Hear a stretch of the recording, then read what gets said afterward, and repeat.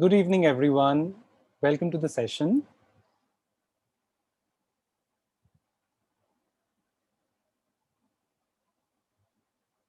Good evening, Dr. Kannan. Good evening. Thank you for taking out your time, and I would like to welcome all of you once more to this session today. I'm Sauravishwar Sen from Catalyst, welcoming all of you to this interactive session with Dr. Ravi Kannan. Just to start off our discussions, I would like to help you understand a little bit about Catalyst. At Catalyst, we train, mentor, and groom students, young professionals to step up into careers connected to the social development sector. And we are very pleased to collaborate with Kachar Cancer Hospital and Research Center. And to start the session today, I would firstly like to request all of you that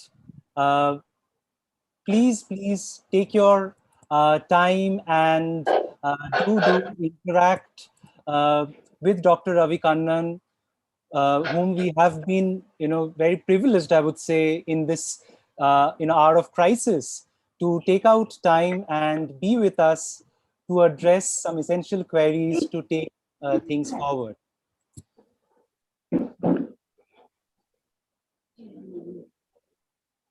So whenever we look into our phones nowadays, whether we browse social media or we watch the news, we only see how COVID has affected the country. We seem to have forgotten that there is a whole new challenge with cancer patients who are afflicted with COVID. Kachar Cancer Hospital is a charitable organization that caters to the medical needs of cancer patients who hail from remote parts of Northeast India. They are now facing a double challenge. Not only do they have to continue treating cancer patients, they are facing a large influx of cancer patients afflicted with COVID. To talk to us about this double challenge of cancer and COVID and how these patients need to protect themselves, we have Dr. Ravi Kannan, Director of Kachar Cancer Hospital and recent recipient of the Padma Shri Award, joining us today. Right at the onset, once more, Dr. Kannan, I would like to thank you for your time. I would like to thank Dharshana, Naresh, I can see Sharmi, all representing Kachar. I would like to thank Srishti, Himani, Sudeshna, and many of the students, from Catalyst who actually enabled this session to take place. Dr. Kannan, starting off with, you, we would firstly like to congratulate you for being bestowed with the Padma Shri Award.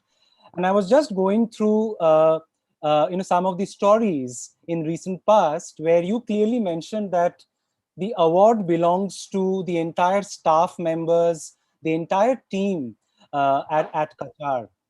Of course, talking about cancer, we also know, Dr. Kannan, that we have cancer, which is very sustained, always persistent.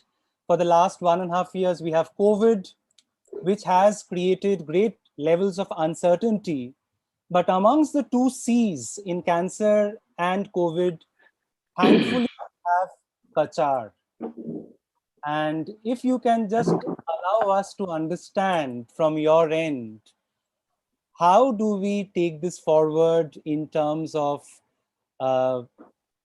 knowing what Kachar is doing at this moment and what it has done in the past, and also to help us understand our way forward. Over to you, Doctor. Thank you. Thank you very much. Cancer care, healthcare for that matter, is an enormous, giant teamwork.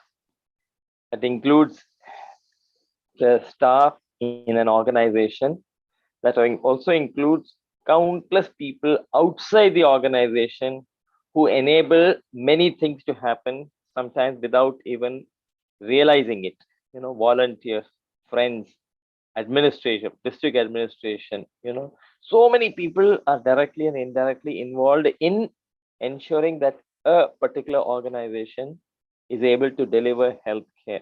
And ultimately, I think that is only just because it is, that whole network, that makes life better for fellow human beings on earth. Now, cancer is a lifestyle disease. To a very, very large extent, it's a lifestyle disease. And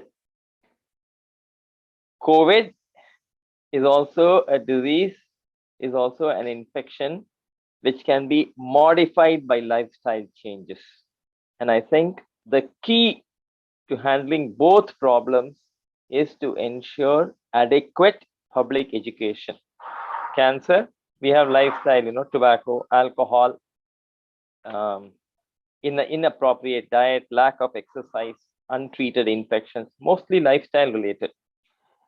COVID is a disease, is an infection which has come from somewhere, but it is human behavior that causes it to spread.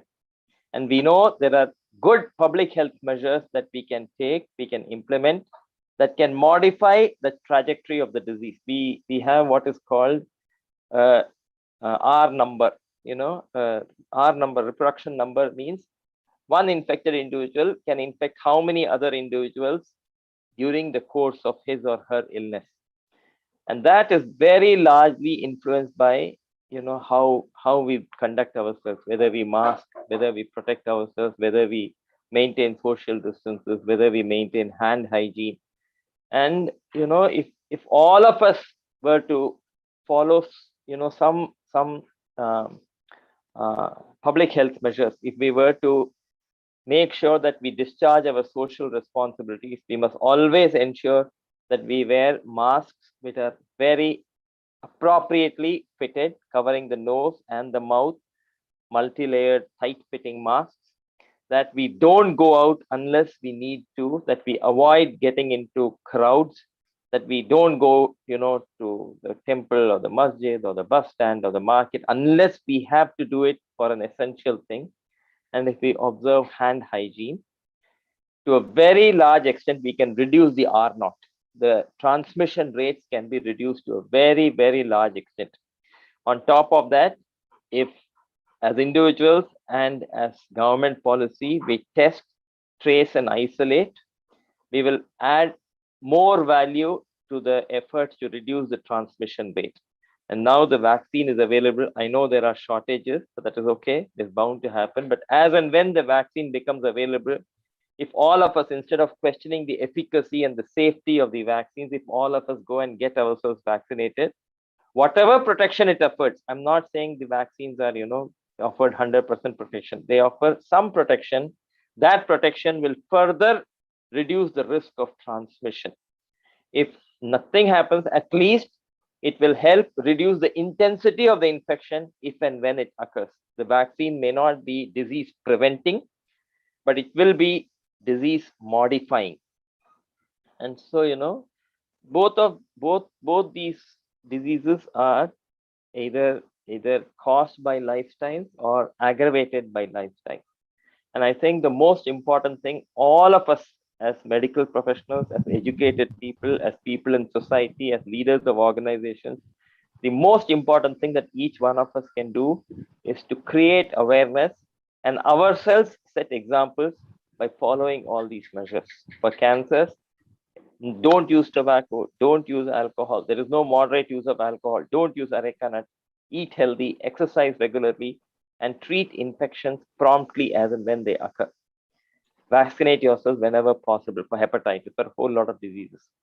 For COVID, mask, maintain social distance, don't go out into crowds, observe hand hygiene, test yourselves or your colleagues or your friends whenever there is a suspicion of COVID infection, and isolate yourselves, and vaccinate yourselves whenever the opportunity presents. As an organization, during the last year, we've been very actively engaged in creating public awareness. We've been doing cancer awareness for many, many, many years now. And for COVID, it's a learning for all of us. We're also learning.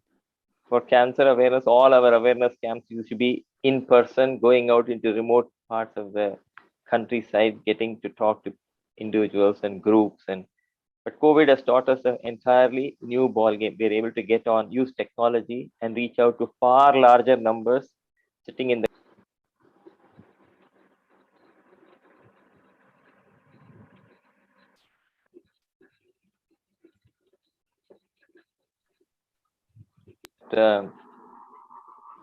face-to-face meetings and online meetings are not the same. Each one has its own advantages, but we learn to live with the situation. Right. We're also Right. been designated as the cancer COVID hospital in the valley, and so all cancer patients who develop COVID infection come here. And it's been a learning. It's additional work, no doubt, but that's the job of healthcare professionals.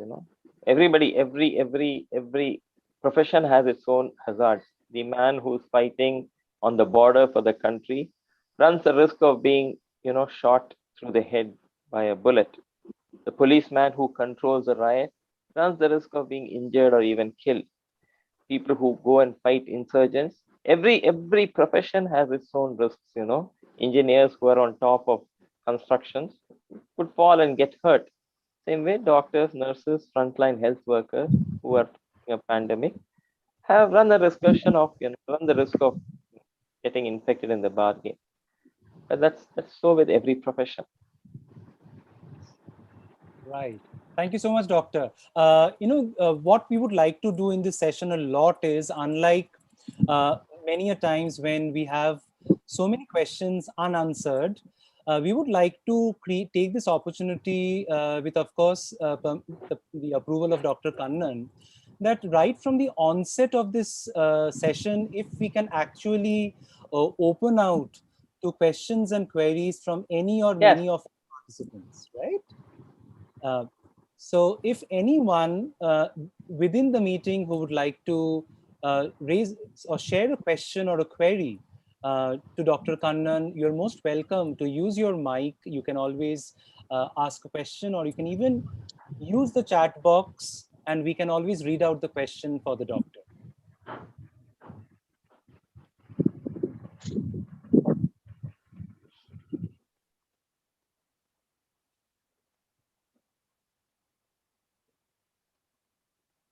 So in case if people are still wondering about the question, I would like to ask Dr. Kannan, like some of the questions that we have actually collected from people around, especially that you mentioned to us the new challenge in COVID, which quite naturally restricts many of the cancer patients, including people who might want to get a diagnosis done, of maybe a suspected cancer case.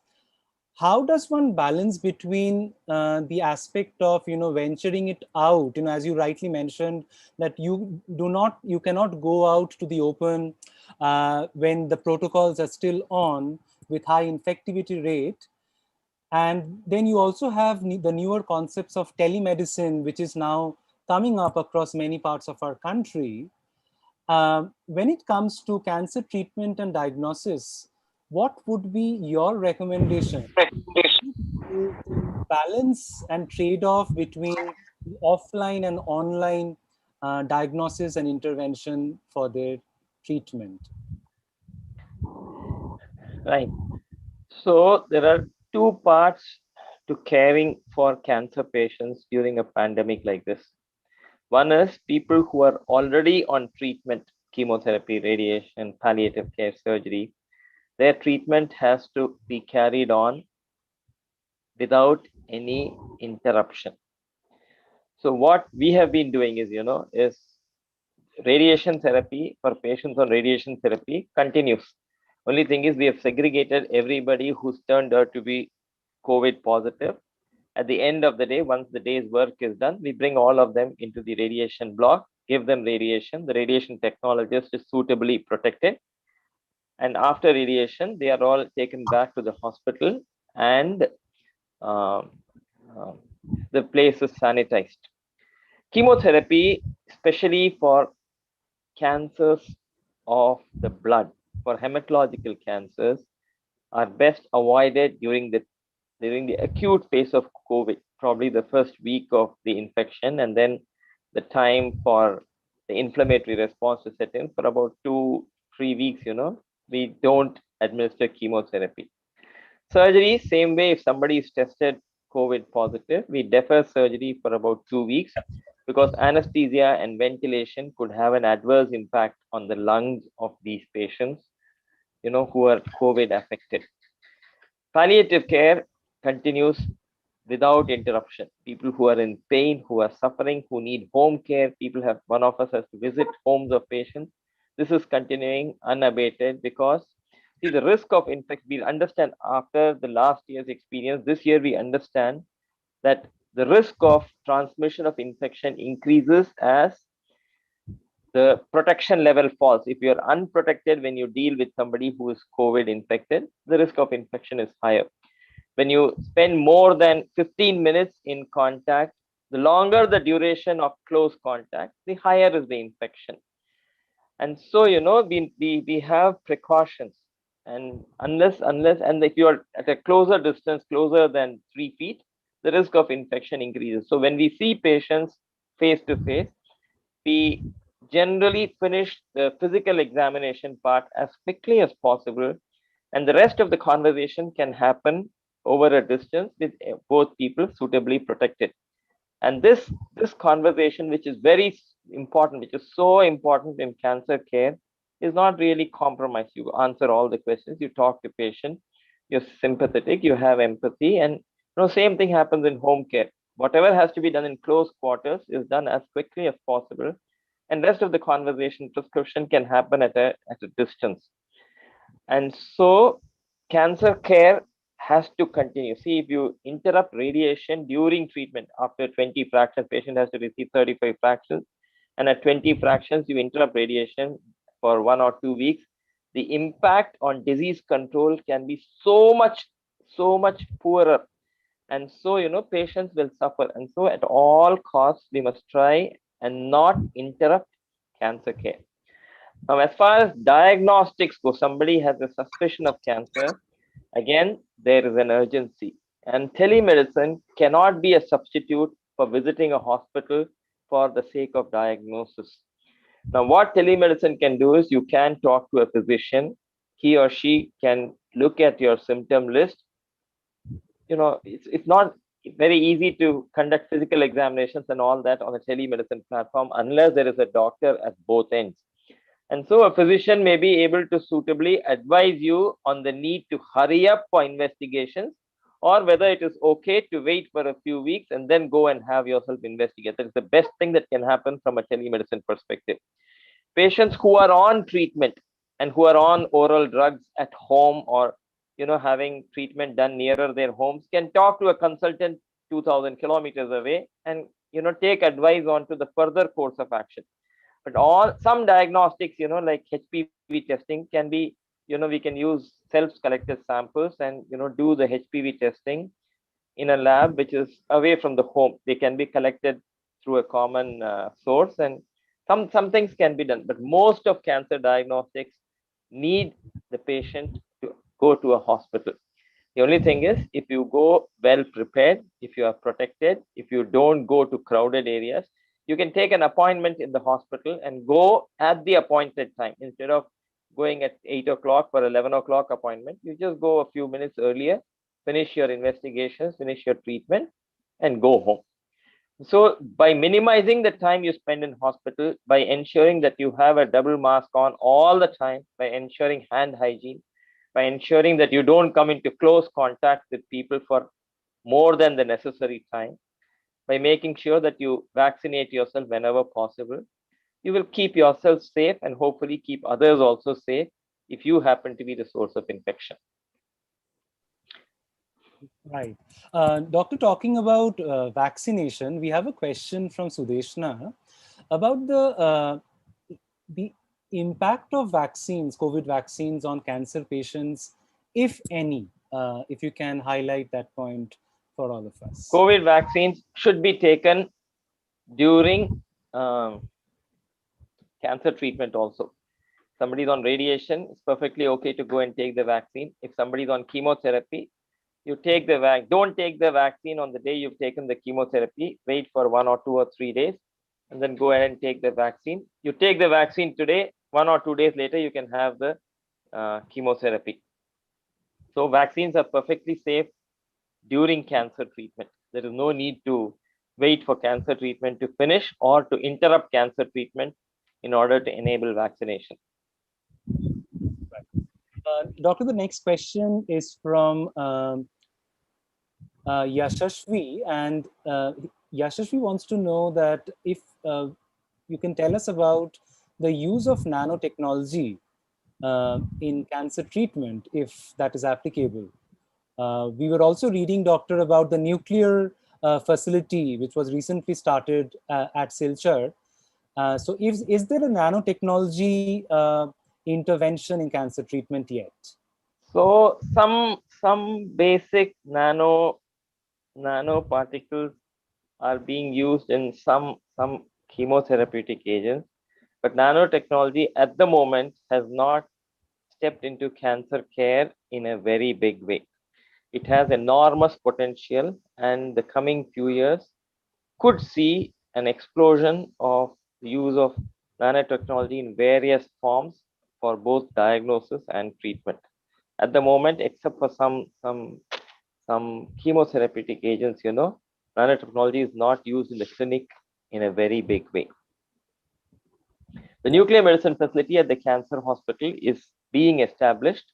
Nuclear medicine does not have anything to do with nanotechnology. Nuclear medicine is using chemicals, substances which emit radioactive radiations, uh, uh, radioactivity, and that radioactivity is used to treat cancers. The advantage is when most of them use uh, electromagnetic radiations which travel a very short distance, and so if it localizes in a cancer, only the cancer gets irradiated, and that is the advantage of using nuclear medicine in cancer care. Our facility will most likely become operational by August. That's wonderful news. Praveen, doctor, wants to know the specific reasons for the high and percentage of cancer cases in Northeast India. If you would like Yeah. to share that experience with Yes. all of In us. my opinion, the single largest, biggest cause is tobacco and areca nut use. The amount of tobacco consumed in the Northeast is much, much higher than in many parts of the country. In the last global tobacco survey, very few, the overall incidence of tobacco use in the country came down. But some states, Assam, Tripura, Manipur, actually showed a rise in the tobacco consumption. Tobacco consumption is very rampant in the Northeast. There is also an excessive use of areca nut, especially raw fermented areca nut. And I think these two are the most important causes for the increased incidence of cancer in the Northeast. Then there may be other reasons which contribute to some extent, including lifestyle, cooking, other issues. But to my mind, it is tobacco and areca nut which are the main culprits, and of course, alcohol abuse. So what message would you like to share, to the people, doctor, of how do we tackle these lifestyle issues or this, habits, and how do we go about, addressing these points? What is your thought? So cancer prevention, is is a very profitable business. If you don't use tobacco, you don't use alcohol, the individual will actually save some money. Now, when the individual doesn't use tobacco and alcohol, eats healthy, exercises well, treats various infections promptly, gets vaccinated whenever he or she needs it, or ensures the kids get vaccinated whenever they need to, what happens is the incidence of, you don't have to go to the doctor again and again, for different ailments. And so the healthcare expenditure for the individual will come down. Now, hospitals, will not need to spend a lot of money on expensive investigations in infrastructure. Healthcare expenditure will come down. And then, if you look at it from a national perspective, if people don't fall ill, the productivity of the nation goes up, the GDP of the nation. Ultimately, what is the GDP of the nation? Your GDP, everybody's GDP put together is the produce of the nation. And so the GDP of the nation will go up. The government does not have to put in infrastructure as much as it is doing today. And so that money can be used for water, for sanitation, for education, for space research, for whatever you want. So, and then cancer is caused by tobacco, areca nut, alcohol, poor diet, lack of exercise, untreated infections. Now, what is the cause of heart disease? Tobacco, alcohol, poor diet, lack of exercise. What is the cause of strokes? Tobacco, alcohol, diet, exercise. What is the cause of diabetes? What aggravates hypertension? What is the cause of peripheral vascular disease? Whole lot of non-communicable diseases are caused by tobacco, alcohol, poor diet, lack of exercise, and sometimes infections. So when you prevent cancers, you're not only preventing, India is the diabetes capital of the world. India is the cardiovascular disease capital of the world. All disease capitals, So when you prevent cancers, you don't take tobacco, you don't use alcohol or areca nut, you eat healthy, you exercise well. So you're also preventing heart disease, you're also preventing strokes, you're also reducing the incidence of diabetes, of hypertension, of peripheral, many other diseases. And so what happens, cancer prevention is actually health promotion. You go out to prevent one disease and you prevent a whole lot of other diseases, you actually transform into a healthier community. When somebody falls ill at my house, who will take care of that patient, that individual? I have to do that. When somebody falls ill in our extended families, who is responsible? We are responsible. When somebody falls ill in the villagers take responsibility. Now COVID is happening, every household is supporting the next household. We as a nation have come together. So who is responsible when somebody falls ill at my house? It is me. The chief minister or the health minister or the prime minister will not come and take care of my sick man. I have to do that. And so as a extension, the health of our community rests with us. We as members of the community have to take responsibility for promoting health. And so one of the things we are trying to do, is create these communities for health. We engage with NGOs, with social organizations, with clubs, with youngsters, with schools, trying to, get this message percolated across the community that health promotion is a profitable venture. When you go out to prevent cancer or heart disease or stroke, you prevent many other diseases at the same time. Preventing one is akin to preventing many others. You're promoting health. And that is our responsibility. We are responsible. Health promotion is a national responsibility, as important as a responsibility as fighting the enemy on the border or maintaining peace during insurgency. It is as patriotic a duty.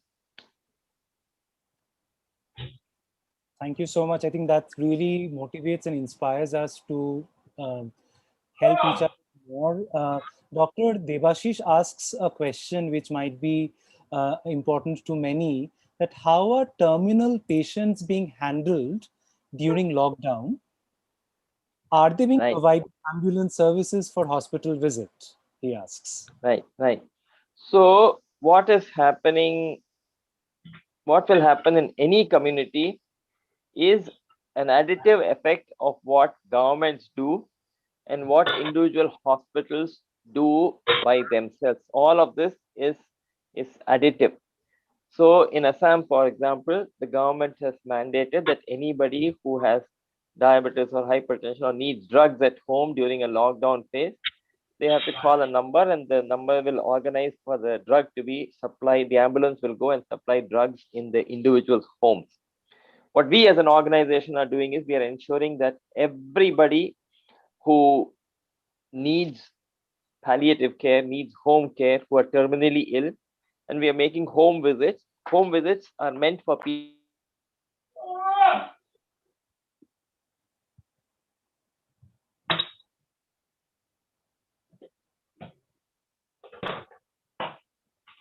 ensuring that home care goes uninterrupted. We are going to people's home, we call them in advance, go there, also do whatever we have to do, make sure they get access to morphine, other drugs. And so care of terminally ill patients is not hampered. Patients who have to come for chemotherapy from other districts, now there's the inter-district travel has been banned. We are talking to the district administration to ensure that there is facility to get patients dropped off for chemotherapy. And so, in these situations, every institution has to think for themselves out of the box, because the situation in Kachar is very different from the situation in Chennai, which is very different from the situation in Indore.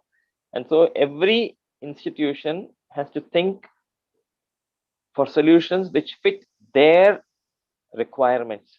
But together, all of us working together, I'm sure, when people die, sometimes patients' families want to take them back, and sometimes patients' families do not want to take them back. And you have to ensure that both thoughts are handled with sensitivity and respect. Somebody wants to take the patient's body home is fine. Somebody who does not want to take the patient's body home is also fine. We are nobody to sit judgment on any thought process, and we have to handle both with respect, with care and sensitively. And so we have to ensure, we have to call, somebody in the government, somebody in the district disaster management committee, wherever, we have to place appropriate calls, arrange for ambulances, or arrange for a certificate so the patient can be. So all this has to be organized. So many situations arise for which we don't have a textbook answer. We have to, only thing is, we have to ensure that we deliver good quality care, but with compassion and respect in these trying times. Thank you, Doctor. Another point which a lot of people are highlighting is that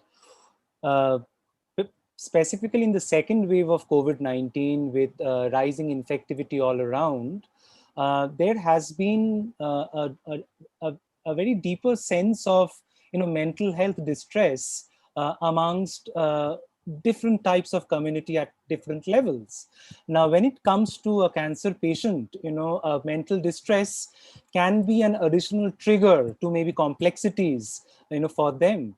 So what would be your piece of advice or suggestion of how to mitigate with mental health distress for the cancer patients likewise? Yeah, mental health is a major issue, not only for patients and caregivers, but also for hospital staff, nurses and doctors who take care of COVID patients who face death day in and day out.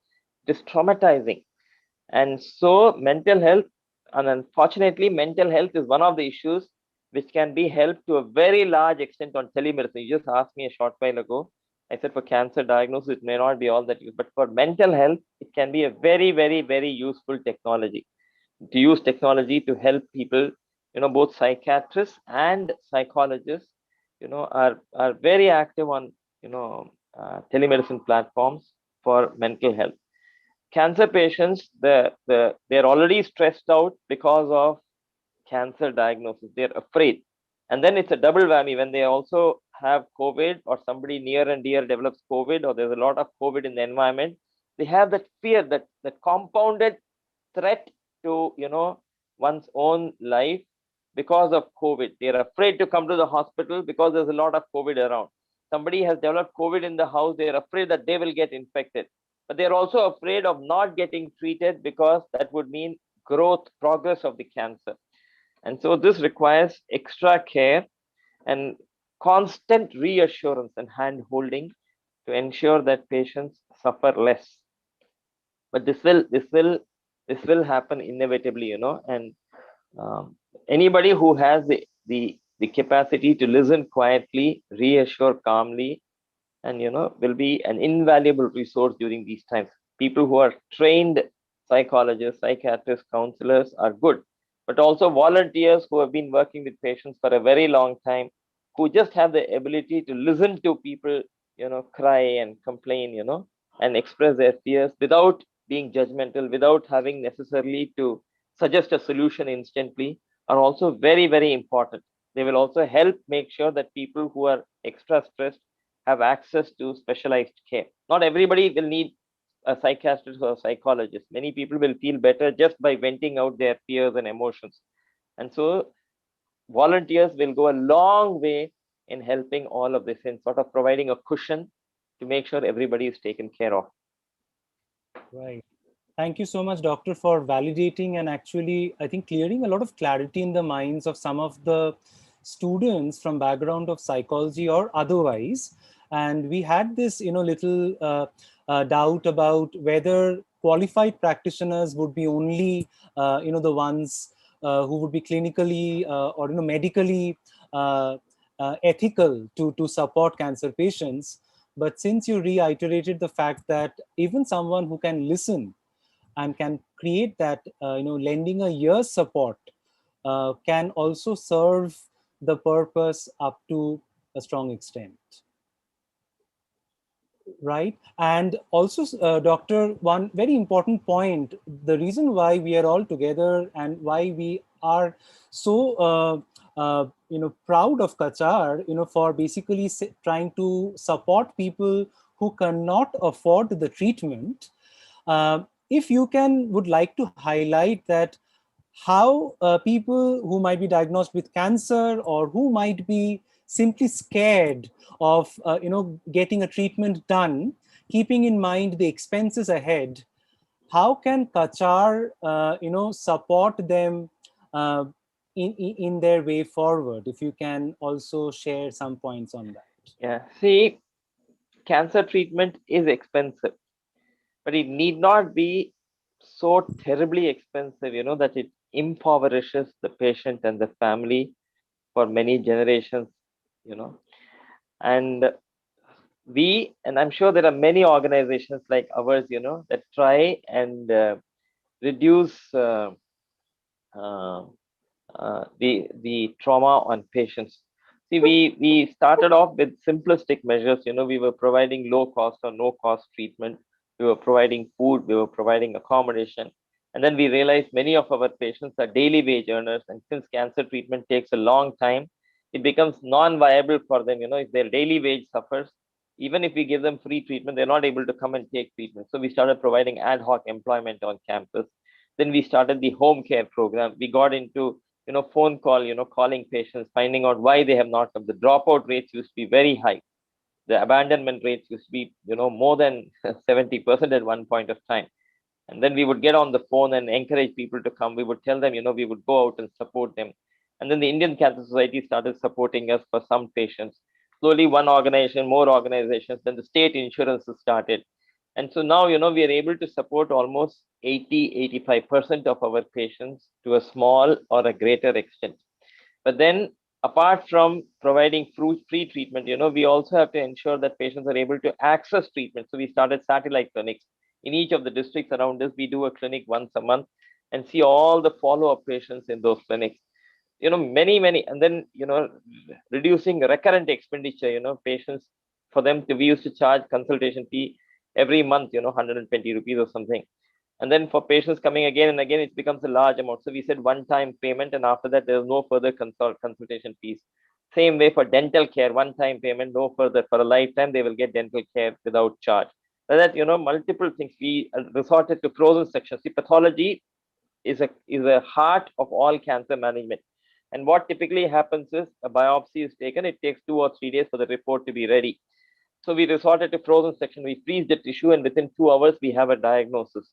And so all our pathology works on frozen section. So the diagnostic period is shortened. Patient comes today, by tomorrow evening, the diagnosis, the stage, and the treatment plan is ready. And then they go back and get ready and come.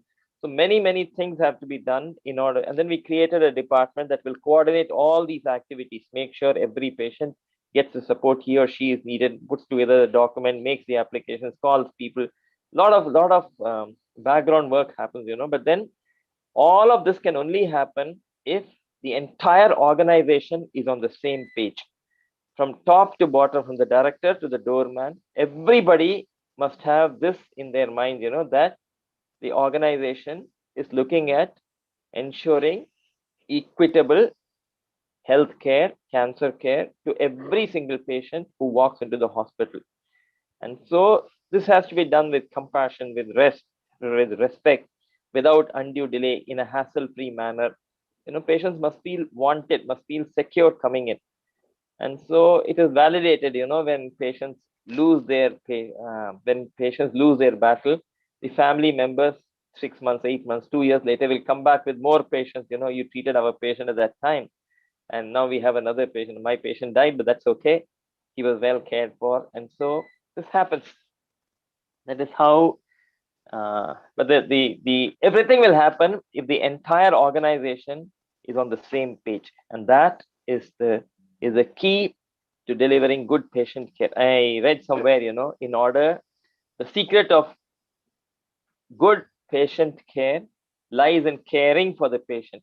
And that is so true. Unless you care about the patient, you cannot deliver good quality care. And so that has to show in every possible manner for every possible need. Thank you so much, Doctor. I would like to ask maybe one last question, and we would like to take like a sum up of the session. This comes from Jayashri, who is unable to join the session today, but she writes to us that I am a cancer survivor. I had non-Hodgkin's lymphoma. My treatment has ended by 2017. 2017. Since then, I have not taken any medicine for cancer. I want to ask, sir, that can I take the vaccine for Yes, COVID-19? emphatically, yes, you should. And all the best. Right. So we would love to maybe share this video clip back to Jayashri as her, answer. Thank you so much for answering the questions, Doctor.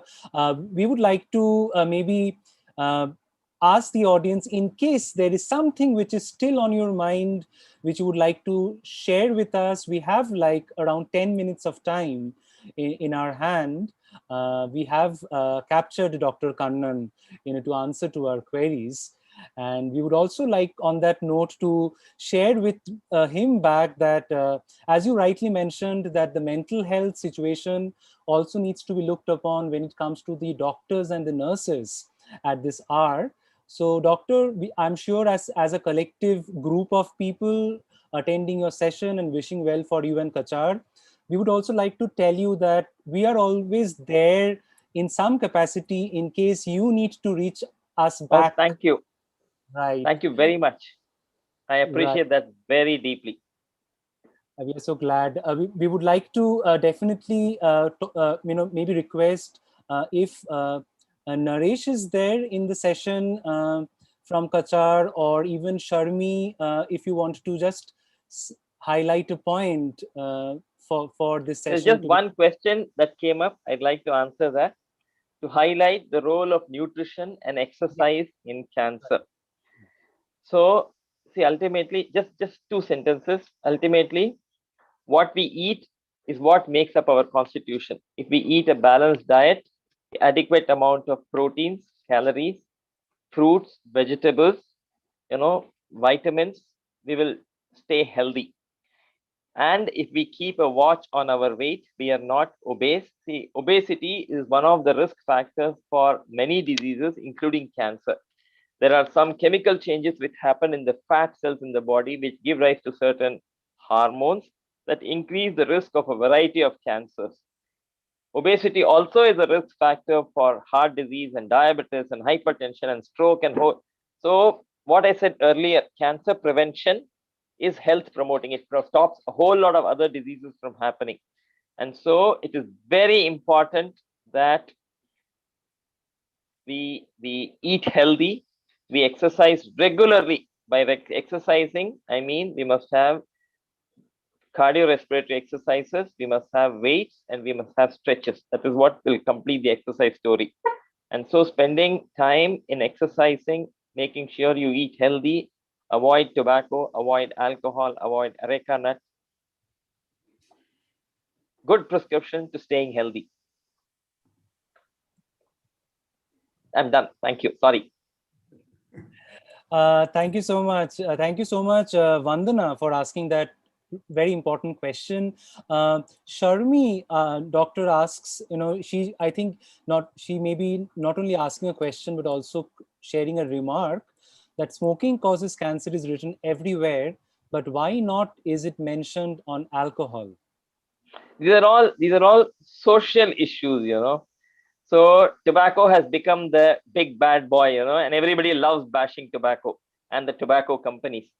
But alcohol is as there is no safe alcohol. Earlier, you used to say, you take a small peg and it will keep heart disease away. That's all stories. It doesn't work like that. Alcohol is a class 1 carcinogen, and it causes a whole lot of diseases, including a variety of cancers. And so tobacco also is a social issue. It is not only a medical issue. Same way, alcohol is also a social issue. Tobacco, it is easy to ban smoking because you publicly pollute the air, and so everybody can complain. And so it is easier to ban smoking tobacco. Remember, we have not been able to ban chewing tobacco. Same way, alcohol, which somebody consumes, but it does not, pollute the environment. And so it is more difficult to control substances that do not harm others other than the user, and that is why it has been a difficult game. Right. The questions are going on coming, Doctor. Priyal asks that, um, how much accessible is cancer treatment in India? And why do celebrities go abroad for cancer treatment? Question mark.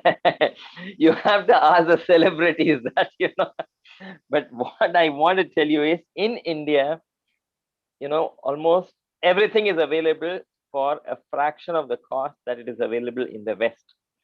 Only thing is, it may not be available, proton therapy may not be available to everybody in the country. But then there are hospitals, and over time, this will change.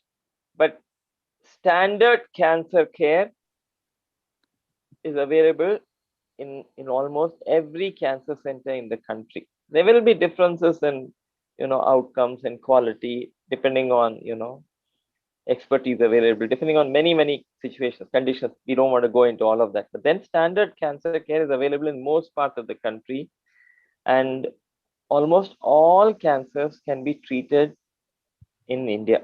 I don't think people need to go abroad for any cancer care.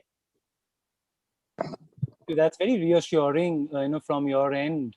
And based on the same lines, Rohan Doctor adds and asks, to what extent the preventive side of oncology is taken care in our country? And what is the status of gene therapy and its affordability? Right. So gene therapy at the moment is not useful in the clinic, except for, very small numbers. Routine gene therapy is not useful in the clinic at the moment. But like nanotechnology, gene therapy also is likely to play a big role in cancer care in the years to come. Preventive oncology or health promotion does not have to be a doctor's domain. It does not have to be a hospital's preserve. It has to be the responsibility of every one of us in this room. Every one of us can spread information about healthy lifestyles, encourage people, become role models, talk to school kids, talk to college students, it is important that every one of us becomes a leader in health promotion. And that does not have to be the domain of the doctor or the hospital or the government or any single person. Every one of us is a leader in health promotion, has to become a leader in health promotion, has to be a health promotion advocate. All of us must be advocating healthy lifestyles. We must become advocates for healthy lifestyles. Only then the situation will change in the ground. If the rule comes from the top that tobacco is banned, we will surreptitiously use tobacco. If people talk about, alcohol, whatever, we like, going against the recommendation. And so it will not work like that. It is every one of us must take responsibility for the lives of our lives and for the lives of our fellow citizens. Right. And one final question, Doctor, comes from Dr. Gitanjali Goswami Himanka, asking, is it effective if we eat the black color part of roasted fish or roasted chicken? Yeah. So when you so follow certain cooking practices, uh, unfavorable chemicals build up, nitrosamines, and so it is good not to use small amounts now and then will not harm you. But as a routine, if we start following these practices, they could hurt our health in the long run. Once in a way, if you eat these, it is really okay.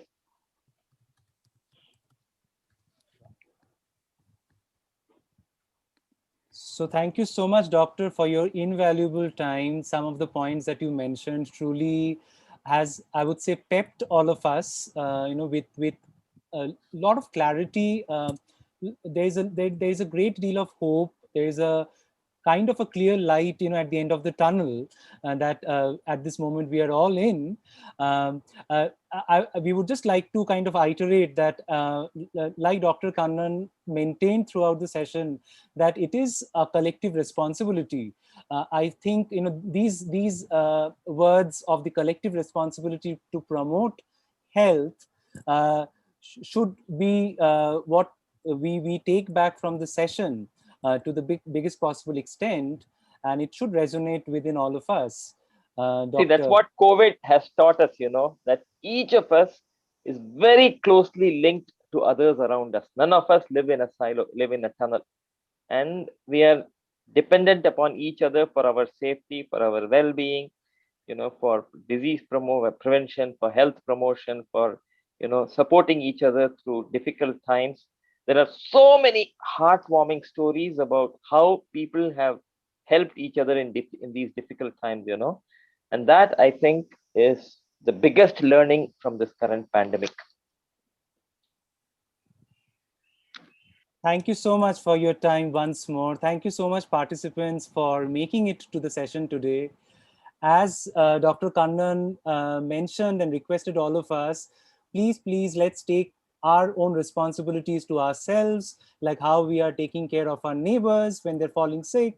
We maintain the COVID protocols. We maintain the confidence in our medical systems, in our social systems, to really take this forward. On that note, I would definitely like to round off the session for everyone. Thank you so much, Team Thank you. Kachar, for Yeah, enabling. Saurav, can I just come in quickly to thank Naresh, you, Saurav? And I want to thank Catalyst, thank all the attendees, doctors, social sector professionals, social sector students. I also want to invite you to support our work at Kachar. Sharmi and I and Darshana, we are volunteers for Kachar Cancer Hospital. We've come together as a band of volunteers. So I have a request. We'd like to, through Catalyst, request each one of you to become a friend of Kachar Cancer Hospital. So we can send you details of what that would mean. But a lot of it really is helping us support the fantastic work that Dr. Ravi Kannan and his band of professionals are doing in Kachar. So I'd like to ask each one of you to become a friend of Kachar.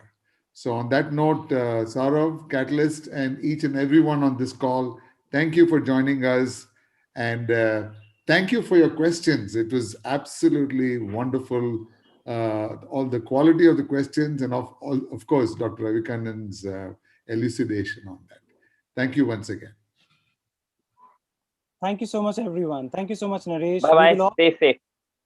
Thank you so much, Doctor. You stay safe too, and our best wishes are with you, with your team, and we will certainly be sharing the necessary details that Naresh mentioned with every participant to see the scope ahead, where we can become the friends of Kachar and take our mission and vision forward with Dr. Ravi Kannan and his team. Thank you so much for your